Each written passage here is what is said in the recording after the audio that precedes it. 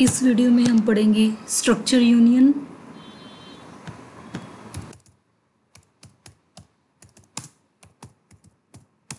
Symbolic constants,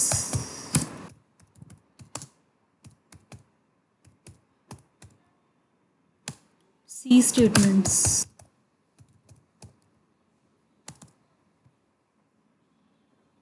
ठीक है, 3 topics आज हम पढ़ेंगे।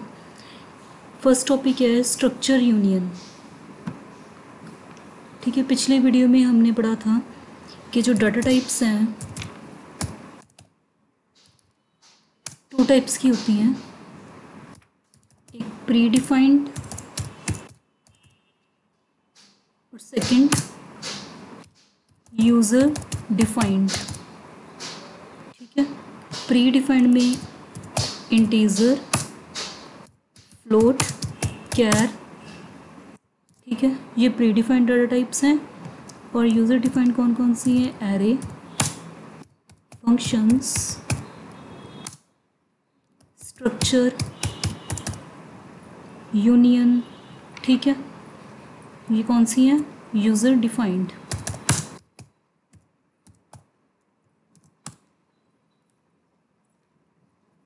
ठीक है, अब स्ट्रक्चर और यूनियन डाटा टाइप को हम एक्सप्लेन करेंगे। स्ट्रक्चर और यूनियन।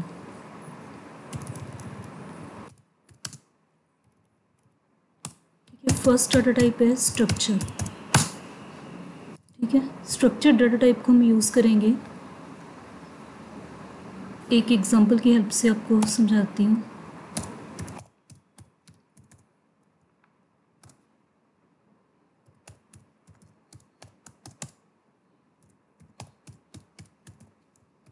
ये दोनों होगी हेडर फाइल्स।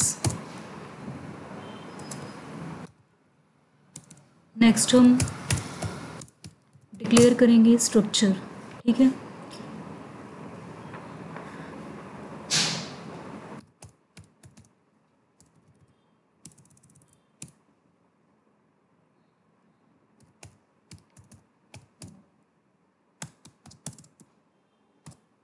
ठीक है, ये हमारा है स्ट्रक्चर। ठीक है, स्ट्रक्चर क्या है? स्ट्रक्चर के लिए हम कीवर्ड यूज़ करेंगे स्ट्रक्ट। ठीक है, उसके बाद स्ट्रक्चर का आप कोई भी नेम रख दो। हमने स्ट्रक्चर का नेम रख दिया स्टूडेंट। ठीक है, और उसके बाद स्ट्रक्चर की बॉडी। ठीक है, स्ट्रक्चर की बॉडी में हम क्या लिखेंगे? जैसे स्टूडेंट का रोल नंबर, हमने एक वेरिएबल ले लिया। ठीक है, रोल क्या है? वेरिएबल। वेरिएबल आप कोई भी ले सकते हो। ठीक है, इसमें हम स्टूडेंट का रोल नंबर स्टोर करवाएंगे। और स्टूडेंट का रोल नंबर जो है वो इंटीजर फॉर्म में होता है। Integer means digit. ठीक है, सो रोल क्या है? वेरिएबल। इस वेरिएबल की डाटा टाइप क्या है? इंटीजर। ठीक है, नेक्स्ट है फ्लोट मार्क्स। ठीक है, इसमें हम स्टूडेंट के मार्क्स स्टोर करवाएंगे। सो इसमें मार्क्स क्या है? वेरिएबल। ठीक है, मार्क्स वेरिएबल है और इस वेरिएबल की डाटा टाइप क्या है? फ्लोट। ठीक है, फ्लोट हमने इसलिए रखी क्योंकि स्टूडेंट के मार्क्स जो होते हैं डेसिमल मतलब पॉइंट्स में होते हैं, इसलिए हमने डाटा टाइप क्या रख दी? फ्लोट। ठीक है, नेक्स्ट है स्टूडेंट का नेम। ठीक है, स्टूडेंट का नेम स्टोर करवाने के लिए हम एरे लेंगे। ठीक है, ये पिछली वीडियो में हमने एरे के बारे में पढ़ा था। ये स्क्वायर ब्रैकेट्स हैं। स्क्वायर ब्रैकेट से पता चलता है कि नेम क्या है? एरे। ठीक है, इसमें हम एरे का साइज़ डिफाइन करेंगे। ठीक है, एरे का साइज़ आप जितना मर्ज़ी ले लो, हम 15 ले लेते हैं। ठीक है, इट मीन्स कि मेमोरी में 15 लोकेशंस रिज़र्व होगी, या आप कह सकती हो कि 15 बॉक्सेस रिज़र्व होंगे जिसमें आप स्टूडेंट का नेम स्टोर करवा सकते हो। ठीक है, सो स्ट्रक्चर क्या है? स्ट्रक्चर जो है, स्ट्रक्चर की बॉडी में हमने ग्रुपिंग कर दी। ठीक है, ये 3 वेरिएबल्स हैं। रोल नंबर वेरिएबल है, मार्क्स वेरिएबल है, नेम हो गया। ठीक है, तीनों की डाटा टाइप क्या है, डिफरेंट डिफरेंट है, ठीक है। इसकी डाटा टाइप इंटीजर है, इसकी डाटा टाइप फ्लोट है, इसकी डाटा टाइप क्या है, कैर, ठीक है। सो स्ट्रक्चर को हम यूज़ करते हैं डिफरेंट डिफरेंट डाटा टाइप्स को स्टोर करवाने के लिए, ठीक है।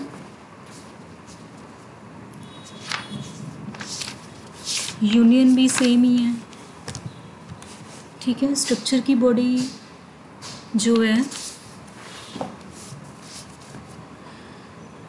स्ट्रक्चर क्या है, structure is a method of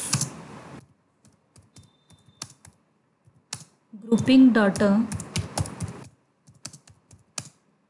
of different data types, different data types, ठीक है। ये स्ट्रक्चर की डेफिनेशन होगी, ठीक है। स्ट्रक्चर की ये क्या है, स्ट्रक्चर की बॉडी, ठीक है। स्ट्रक्चर की बॉडी के पीछे सेमीकोलन लगेगा, ठीक है, ठीक है। सो इस एग्जांपल में हमने क्या किया है, डिफरेंट डिफरेंट डाटा टाइप्स को कंबाइन कर दिया,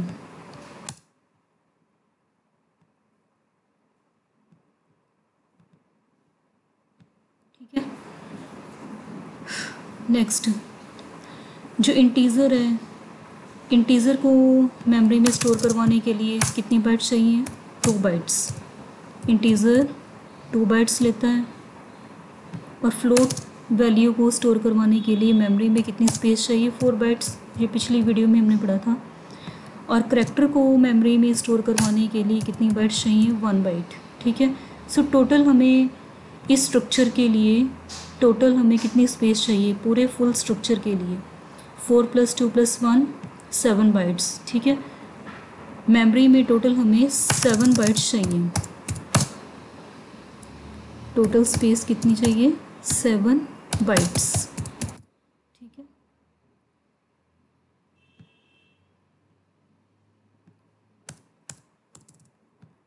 ठीक है, यहाँ हम डिक्लेयर कर सकते हैं स्ट्रक्चर के वेरिएबल्स, ठीक है। वेरिएबल्स कैसे डिक्लेयर करेंगे, सपोज़ हमने एक स्टूडेंट का डाटा स्टोर करवाना है, ठीक है।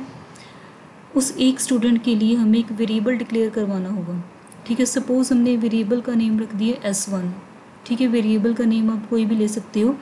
सो हमने वेरिएबल डिक्लेयर कर दिया S1, ठीक है। उसके बाद मेन फंक्शन, मेन फंक्शन तो मस्ट है, हर प्रोग्राम में हम मेन फंक्शन लिखेंगे,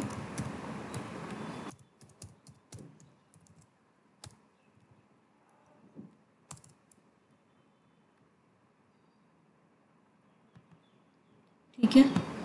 सो ये हमारा हो गया मेन फंक्शन, ठीक है।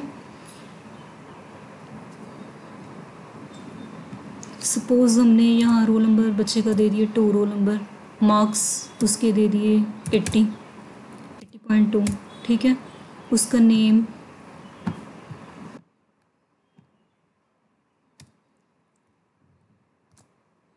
ठीक है, स्टूडेंट का कोई भी नेम रख दो हमने, ठीक है। अब ये 3 वैल्यूज़ हैं जो हमने स्टोर करवाई हैं,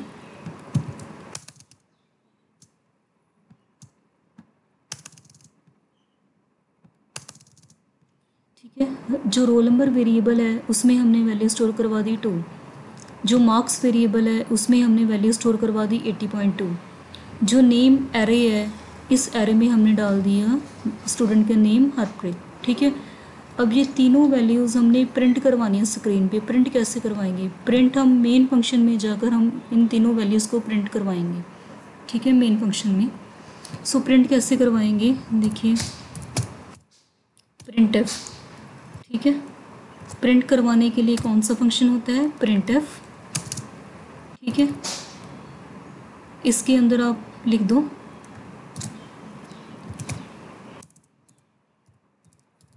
कुछ भी, कोई भी टेक्स्ट लिख दो, रोल नंबर इज कुछ भी लिख दो, ठीक है, कॉमा। सो बच्चे स्टूडेंट का जो रोल नंबर है वो किस वेरिएबल में स्टोर है, रोल, यहाँ हम क्या लिखेंगे, रोल, ठीक है। और इस रोल नंबर की टाइप क्या है, इंटीज़र, इंटीज़र के लिए हम क्या यूज़ करते हैं, परसेंटेज डी। यहाँ हम लिखेंगे परसेंटेज डी, ठीक है। सो आउटपुट आएगी रोल नंबर इज़ 2, ठीक है। नेक्स्ट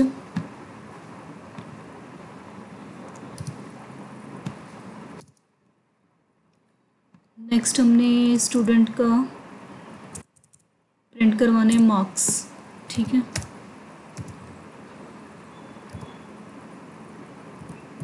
ठीक है, कोई भी टेक्स्ट लिख दो, हमने लिख दिया मार्क्स ऑफ स्टूडेंट, ठीक है। जो स्टूडेंट के मार्क्स हैं, मार्क्स की डाटा टाइप क्या है, फ्लोट। सो फ्लोट के लिए हम यहाँ क्या लिखेंगे, परसेंटेज एफ, ठीक है। यहाँ वेरिएबल का नेम लिख दो, वेरिएबल का नेम क्या है, मार्क्स, ठीक है। उसके बाद स्टूडेंट का नेम प्रिंट करवाना है, ठीक है। नेम इज़ परसेंटेज एस, क्योंकि जो स्टूडेंट का नेम है, देखिए जो स्टूडेंट का नेम है वो हमने एरे में डाला है, ठीक है। जो नेम है स्टूडेंट का वो क्या है, स्ट्रिंग, ठीक है। स्ट्रिंग किसे कहते हैं, कलेक्शन ऑफ करेक्टर्स। इसमें काफ़ी सारे करेक्टर्स हैं ना, सो इसे क्या कहेंगे, स्ट्रिंग।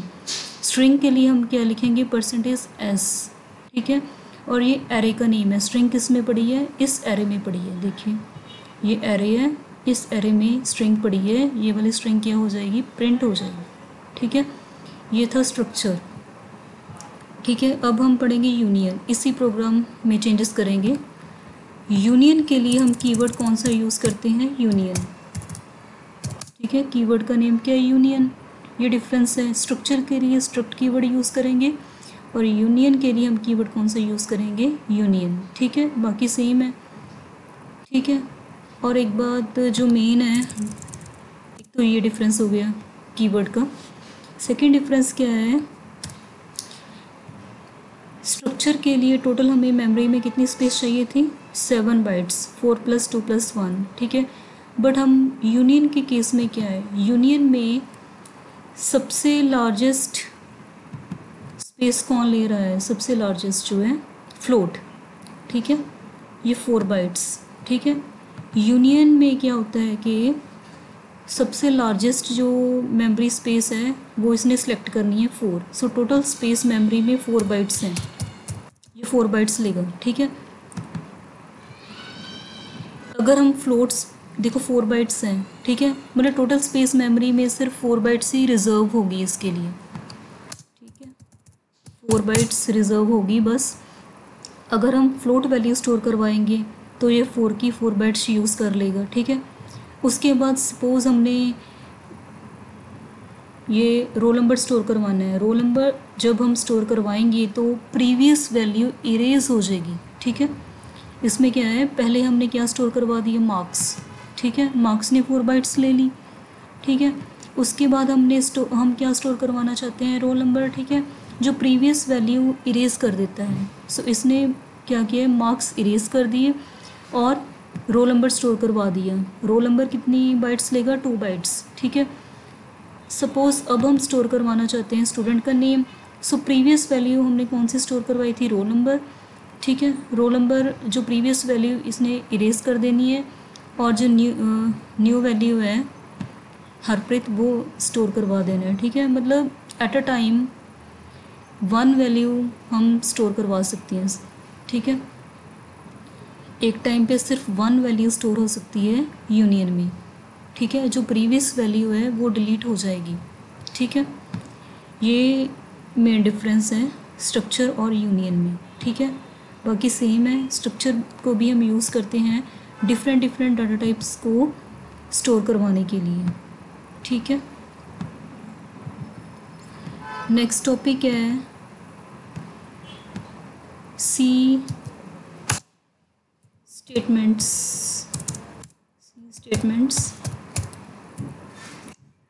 ठीक है। देखिए सी में हम ये वाली सारी जो लिखी हुई है ये क्या है, सी की स्टेटमेंट्स, ठीक है। इन्हें हम स्टेटमेंट्स बोलेंगे, ठीक है। हर स्टेटमेंट के पीछे क्या लगेगा, सेमीकोलन, ठीक है।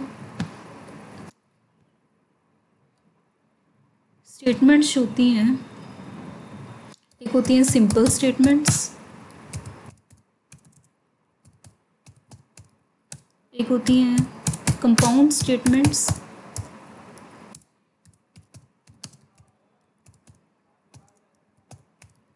एक होती हैं कंट्रोल स्टेटमेंट्स। ठीक है, ये 3 टाइप्स हैं स्टेटमेंट्स की। स्टेटमेंट्स को पढ़ने से पहले हम आपको बताना चाहती हूँ एक्सप्रेशंस किसे कहते हैं, एक्सप्रेशंस।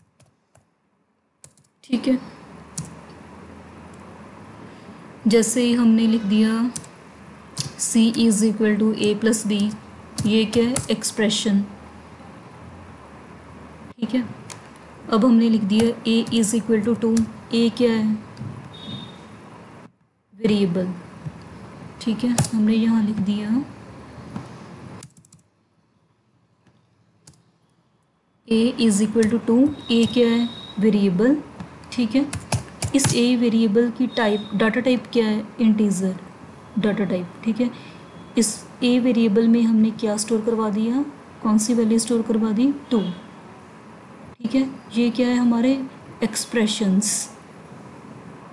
ठीक है, इन्हें हम एक्सप्रेशंस कहते हैं। नेक्स्ट देखिए, एक मैं आपको बताना चाहती हूँ, एक मैंने ये वाला एक्सप्रेशन लिख दिया और एक मैंने ये वाला लिख दिया, इन दोनों में डिफरेंस क्या है। ठीक है, 2 एक्सप्रेशंस मैंने लिखे हैं। फर्स्ट एक्सप्रेशन में इज़ इक्वल टू जो सिंबल है, ये हमने एक सिंगल है। ठीक है, एक डाला है। सेकंड एक्सप्रेशन में इज़ इक्वल टू सिंबल हमने 2 डाले हैं। ठीक है, इन दोनों में देन डिफरेंस क्या है, डिफरेंस ये है कि जो ये वाले एक्सप्रेशन है इसमें क्या होगा, ये असाइनमेंट ऑपरेटर है, असाइनमेंट ऑपरेटर। ठीक है, assignment operator means a variable है, ए वेरिएबल में हमने कौन सी वैल्यू असाइन कर दी, 2। ठीक है, असाइनमेंट ऑपरेटर है। ये इज इक्वल टू ऑपरेटर कौन सा है, असाइनमेंट। ठीक है,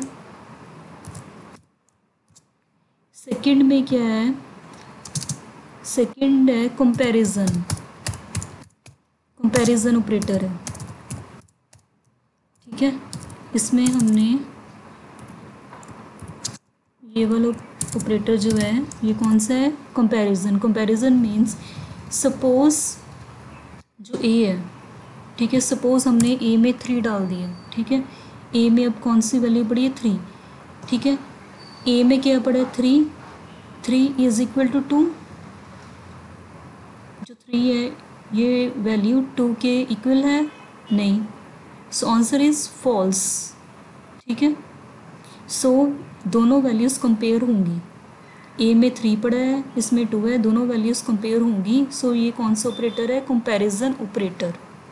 ठीक है, सो ये वाली स्टेटमेंट्स कौन सी थी, सिंपल स्टेटमेंट्स या फिर कह लो एक्सप्रेशन स्टेटमेंट्स। ठीक है, जो प्रिंटफ है, प्रिंटफ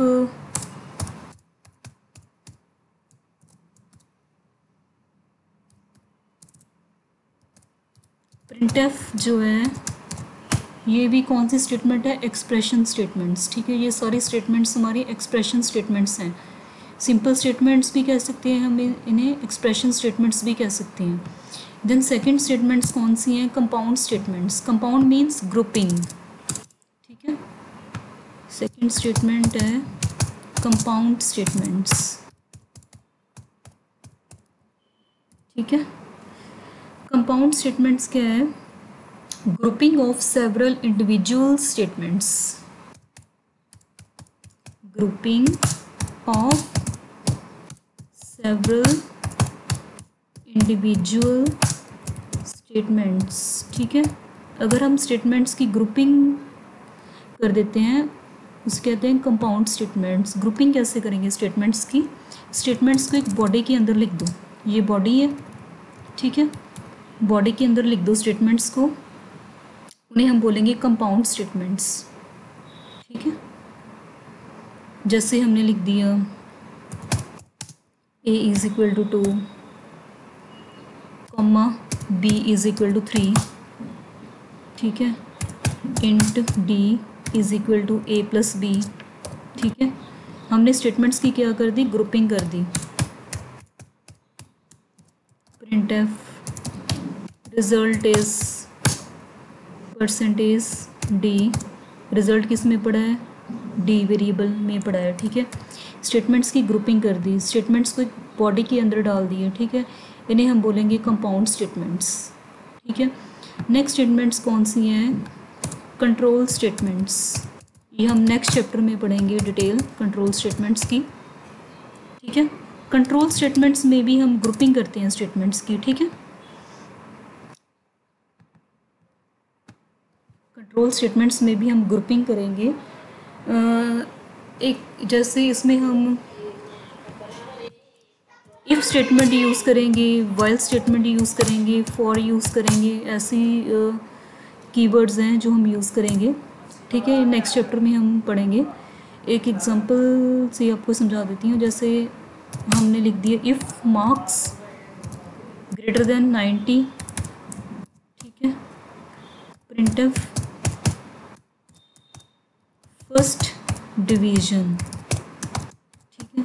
देखिए हमने कंडीशन लगा दी, अगर बच्चे के मार्क्स 90 से अबव है देन ये प्रिंट करवाए फर्स्ट डिवीज़न। ऐसे हम कंडीशंस लगा सकते हैं, ठीक है। उन्हें हम बोलेंगे कंट्रोल स्टेटमेंट्स, ठीक है। फुल चैप्टर आएगा, हम डिटेल पढ़ेंगे कंट्रोल स्टेटमेंट्स की, ठीक है। सो कंट्रोल स्टेटमेंट्स में हम क्या लगा सकते हैं, कंडीशंस लगा सकते हैं, ठीक है। सो ये हमारी डिफरेंट सी की स्टेटमेंट्स थी। नेक्स्ट टॉपिक है सिंबॉलिक कॉन्स्टेंट्स। सिंबॉलिक कॉन्स्टेंट्स क्या है, सिंबॉलिक कॉन्स्टेंट्स में हम डिफाइन स्टेटमेंट को यूज़ करेंगे, सिंबॉलिक स्टेटमेंट्स, ठीक है। जैसे हमने लिख दिया डिफाइन पी आई 3.14। आपको पता है ना कि पाई की वैल्यू 3.14 होती है, पाई आर स्क्वायर, ठीक है। सर्कल जो है एरिया ऑफ सर्कल के एरिया का फॉर्मूला क्या है, पाई आर स्क्वायर, ठीक है। इसे हम कैसे लिखेंगे, पाई इंटू आर, ठीक है, पाई आर स्क्वायर। देखिए आर क्या है, रेडियस के लिए हमने वेरिएबल आर ले लिया, ठीक है। और पाई के लिए हमने पी आई ले लिया, पाई आर स्क्वायर, ठीक है। देखिए उसके बाद हमने यहाँ लिख दिया इंट आर, रेडियस की वैल्यू हमने दे दी 2, ठीक है। एक वेरिएबल ले लिया हमने एरिया। इस फॉर्मूले में हमें कितने वेरिएबल्स चाहिए, एक वेरिएबल हमें एरिया के लिए चाहिए, ठीक है। एरिया के लिए एक वेरिएबल चाहिए, एक वेरिएबल हमें चाहिए रेडियस के लिए, ठीक है। रेडियस के लिए हमने वेरिएबल आर ले लिया और एरिया के लिए कोई भी वेरिएबल ले लूँ, हमने ए आर रख लूँ, चलो ठीक है। हमने वेरिएबल कौन सा ले लिए, ए आर, ठीक है। अब हम इसे कैसे लिखेंगे, A R is equal to pi into R, ठीक है। ये देखिए पाई आर स्क्वायर, ठीक है, पाई आर स्क्वायर, ठीक है। इसका जो रिज़ल्ट है, ये रिज़ल्ट हमने कौन से वेरिएबल में डाल दिए, ए आर। एरिया के लिए हमने वेरिएबल कौन सा डिक्लेयर किया है, ए आर। ये हमने दो वेरिएबल्स डिक्लेयर किए हैं, आर वेरिएबल डिक्लेयर किया है और एरिया के लिए हमने ए आर वेरिएबल डिक्लेयर कर दिया, ठीक है। जो मर्ज़ी वेरिएबल ले सकते हो, पूरा एरिया भी लिख सकते हो, आपकी मर्ज़ी है, ठीक है। देखिए इसमें क्या है, इस लाइन को हम बोलेंगे सिंबॉलिक कॉन्स्टेंट्स, ठीक है, सिंबॉलिक कॉन्स्टेंट्स, ठीक है, सिंबॉलिक कॉन्स्टेंट्स बोलेंगे। इसका मीनिंग क्या है कि इस प्रोग्राम में, ठीक है, देखिए रिज़ल्ट किस में पड़ा है, रिज़ल्ट हमारा ए आर में पड़ा है, ठीक है। सो हम यहाँ लिखेंगे प्रिंटफ, रिज़ल्ट प्रिंट करवाना है ना हमने, कुछ भी लिख दो, area of circle is percentage D, ठीक है। रिज़ल्ट किस में पड़ा है, ए आर में, ठीक है, ए आर वेरिएबल में रिज़ल्ट पड़ा है। सो रिज़ल्ट की वैल्यू प्रिंट हो जाएगी। ठीक है। इसमें क्या है, ये सिंबॉलिक कांस्टेंट है। सिंबॉलिक कांस्टेंट का मीनिंग क्या है, हमने एक वेरिएबल डिक्लेयर कर दिया। ठीक है। एक बात और, सिंबॉलिक कांस्टेंट जो है वो कैपिटल लेटर्स में, ठीक है, कैपिटल लेटर्स में लिखते हैं हम। कैपिटल में क्यों लिखते हैं? ठीक है, अगर हम सिंबॉलिक कांस्टेंट को कैपिटल में लिखेंगे, ठीक है, डिफ्रेंशिएट करने के लिए। ठीक है, अब देखो डिफ्रेंशिएट हो रहा है ना, कि इस फॉर्मूले में, इस स्टेटमेंट में, इस पूरी लाइन को क्या बोलेंगे? स्टेटमेंट। और क्या कह सकते हैं? एक्सप्रेशंस। ठीक है, इस पूरी लाइन में जो स्मॉल वाले लेटर्स हैं वो क्या है? वेरिएबल्स। ठीक है, स्मॉल है ना, ये हमारे वेरिएबल्स हैं, बट जो कैपिटल वाले हैं, कैपिटल क्या है? सिंबॉलिक कांस्टेंट है। ठीक है, सो अगर हम इसे कैपिटल में लिखेंगे तब हम डिफ्रेंशिएट कर सकते हैं कि इस लाइन में, इस स्टेटमेंट में वेरिएबल कौन कौन से हैं और सिंबॉलिक कांस्टेंट कौन कौन से हैं। ठीक है, और सिंबॉलिक कांस्टेंट का मीनिंग क्या है? मीनिंग ये है कि इस प्रोग्राम में, ठीक है, इस प्रोग्राम में जहाँ पी लिखा होगा, ठीक है, पी की जगह पर ये वैल्यू रिप्लेस हो जाएगी। ठीक है, क्या कहा है मैंने? पी की जगह पर ये वाली वैल्यू क्या हो जाएगी? रिप्लेस। सो यहाँ रिप्लेसमेंट क्या हुई? पी की जगह पर क्या आ गया? 3.14 इंटू आर की वैल्यू क्या है? 2 इंटू 2। ठीक है, 3.14 इंटू 2 इंटू 2। ठीक है, कैलकुलेशन के बाद जो फाइनल हमारा रिजल्ट आएगा वो AR में आ जाएगा और AR की वैल्यू हम प्रिंट करवा देंगे। ठीक है, ये हमारा था सिंबॉलिक कॉन्स्टेंट्स। अब हम एक प्रोग्राम रन करके देखते हैं।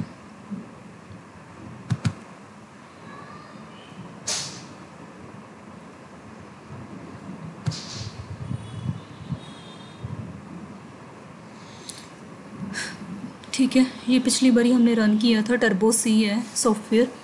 ठीक है, ये दोनों हमारी कौन सी होगी? ये क्या होगी? Header files.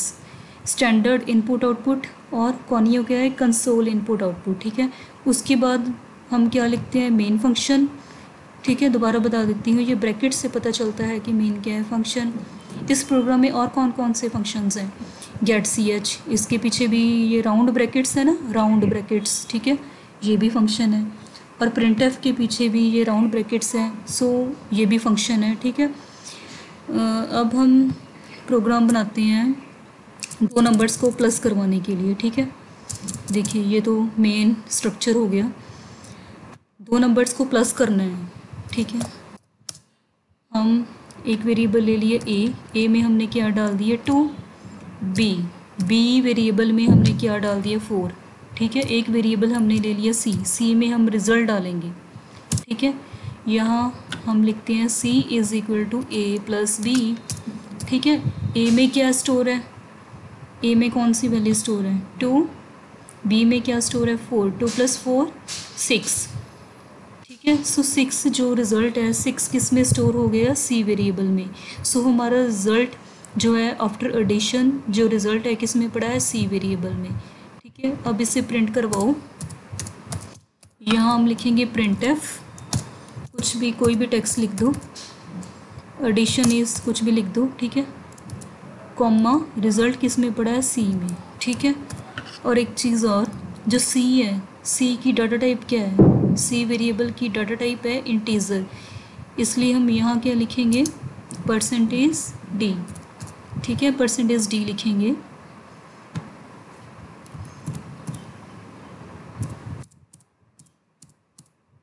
ठीक है, अब इस प्रोग्राम को सेव करो, सेव एज, कोई भी नेम रख दो। हम इस प्रोग्राम का नेम रख देते हैं add.c। ठीक है, .c क्या है? C प्रोग्रामिंग की एक्सटेंशन। ठीक है, अब इस प्रोग्राम को कंपाइल करो, कोई एरर नहीं आई। ठीक है, अब इसे रन करो।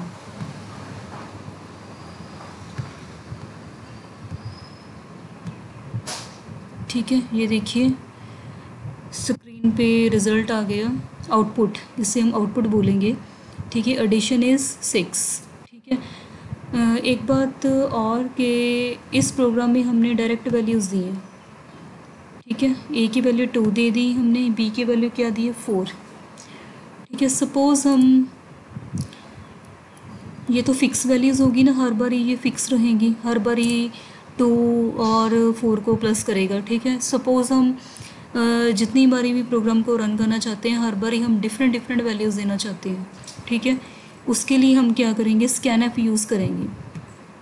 ठीक है, यहाँ लिख दो printf enter values of A and B. ठीक है, ताकि यूज़र को पता चल जाए कि हम किसकी वैल्यूज़ हमने एंटर करवानी है। ठीक है, यहाँ स्कैनर फंक्शन होता है कीबोर्ड से वैल्यूज़ एंटर करवाने के लिए। कौन सा फंक्शन है, स्कैन एफ। ठीक है, तो स्कैन एफ कौन सा फंक्शन है, इनपुट फंक्शन। इनपुट मीन्स हमने वैल्यूज़ एंटर करवानी है कीबोर्ड से। पहले हम डायरेक्ट दे रहे थे ना प्रोग्राम में, डायरेक्ट हमने ए की वैल्यू 2 दी थी, बी की वैल्यू हमने 4 दी थी, बट अब हम कीबोर्ड से वैल्यू हर बार डिफरेंट देना चाहते हैं। उसके लिए फंक्शन क्या है, स्कैन एफ, इनपुट फंक्शन। हमने 2 वैल्यूज़ एंटर करवानी है ना, सो हम परसेंटेज डी जो है, फर्स्ट परसेंटेज डी किसके लिए है, ए वैल्यू के लिए, ए की वैल्यू एंटर करवानी है उसके लिए। और सेकंड परसेंटेज डी किसके लिए है, जो हमने वैल्यू एंटर करवानी है बी की। ठीक है, स्कैन एफ में हम यहाँ एंड लिखते हैं, एंड ऑपरेटर। ठीक है, इसे बोलते हैं एम्परसैंड। ठीक है, एम्परसैंड। ठीक है,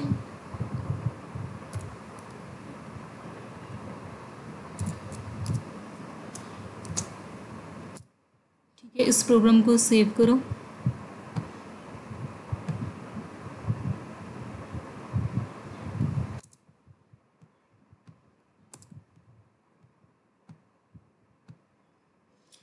ये पूछ रहा है ना, enter values A and B, कोई भी वैल्यूज़ दे दो। हमने 6 दे दी, 9 दे दी, एडिशन इज़ 15। ठीक है, सो स्कैन प्रिंटफ कौन सा फंक्शन है, आउटपुट फंक्शन, मतलब कुछ भी प्रिंट करवाने के लिए। जैसे इस प्रोग्राम में ये वाली लाइन प्रिंट हो गई ना, enter values of A and B, ये मतलब प्रिंट करवाने के लिए। सो ये आउटपुट फंक्शन है। और स्कैनर फंक्शन किसके लिए है, इनपुट, कोई भी वैल्यू कीबोर्ड से इनपुट देने के लिए। सो स्कैनएफ कौन सा फंक्शन है, इनपुट। और स्कैनएफ में ये वाला ऑपरेटर लगेगा, एम्परसैंड ऑपरेटर। ठीक है,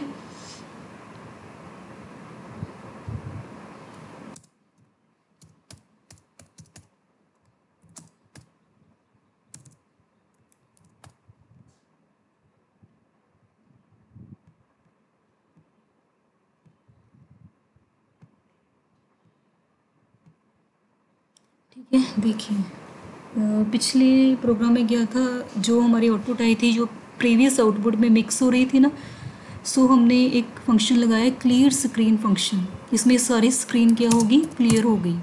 ठीक है, ये देखिए ये वाला कौन सा फंक्शन है, क्लियर स्क्रीन फंक्शन। ठीक है, CLRSCR। ठीक है,